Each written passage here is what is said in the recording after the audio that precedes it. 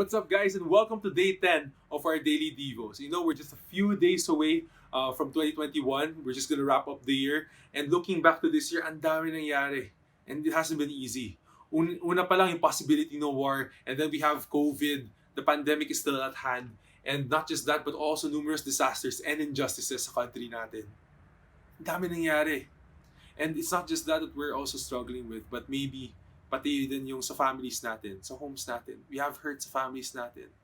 Or maybe we lost a lot of loved ones this year.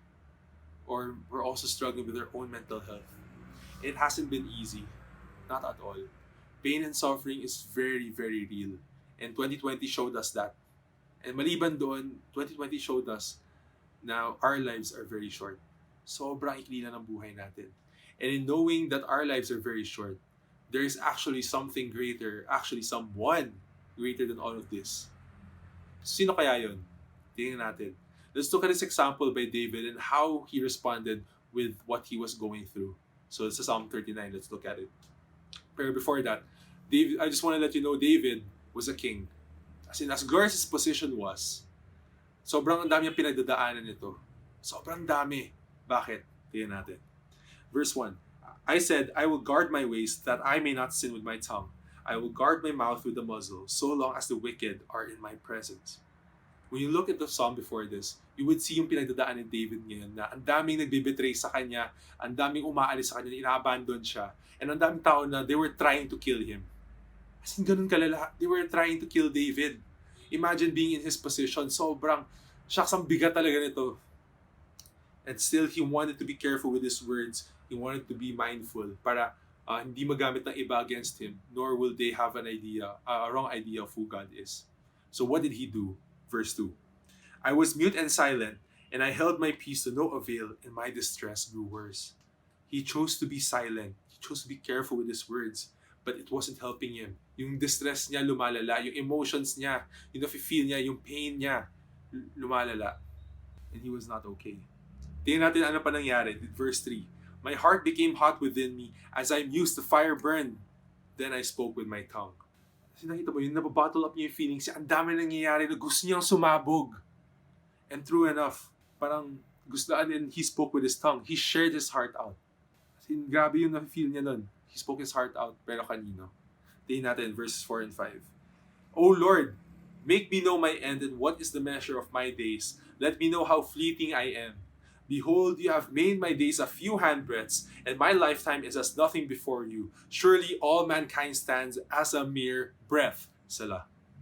Dito mo response si David dito. Despite everything he was going through, with everything na pinagdadaan niya at naramdaman niya, ang response niya ay mag-vent kay Lord. Kay Lord siya pumunta. Bakit? Ito kasi ang alam ni David. Alam ni David na alam ni God lahat. How his life will turn out, how it will run, how it will end. And he also knows that God has power over every single thing, and that includes life and death. And then David realized something, na he can't depend on his own power. He needs God. Kailangan niya talaga si God.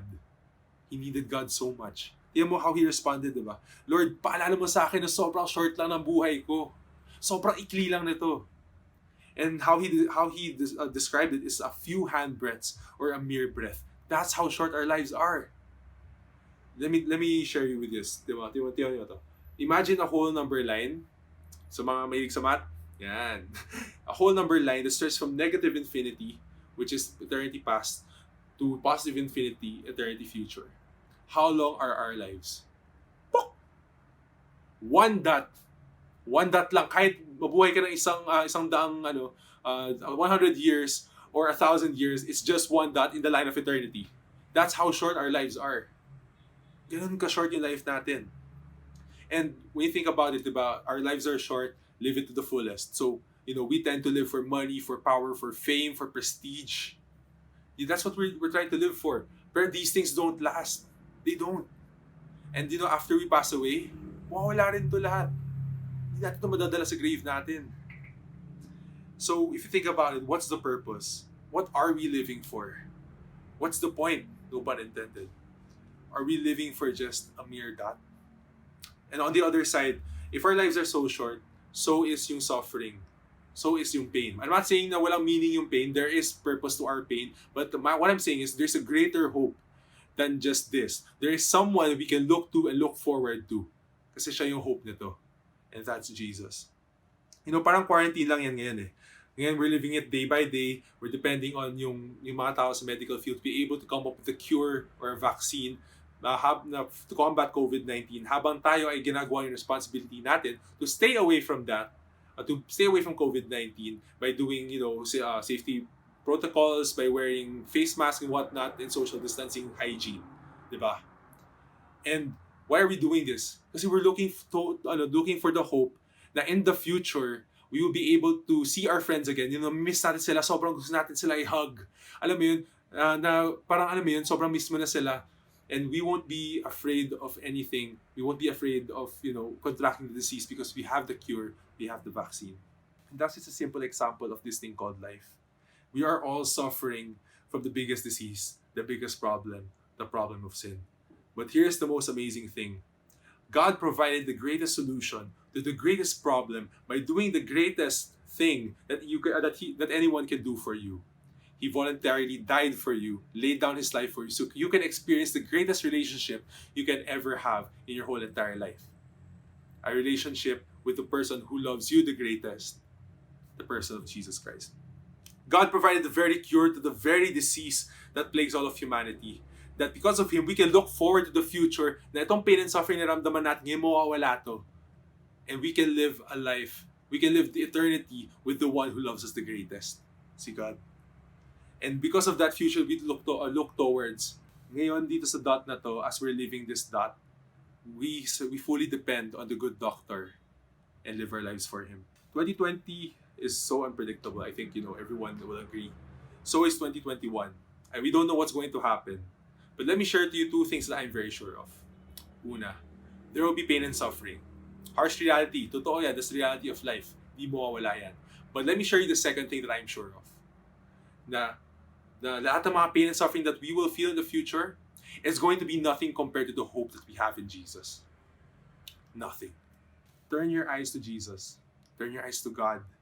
Don't pursue sin. Turn away from sin. Turn away from temporary pursuits and pursue Him. And as you pursue Him, as you get to know Him, habang binibuild mo yung relationship with Him, He is going to change you. So friends, my challenge for you is take time to get to know Him by reading His Word, yung Bible. Kasi doon mo talaga siya makikilala eh. Doon mo talaga makikilala kasi talaga si Jesus. You can start with the book of John. Start there. Get to know who Jesus is. Ask Him to reveal Himself to you habang binabasa mo yung Bible. And enjoy mo yung time mo as you get to know Him more.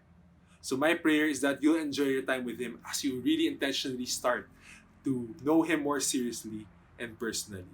And with that, I hope to see you guys tomorrow for our next Daily Devo. God bless, guys. See you guys.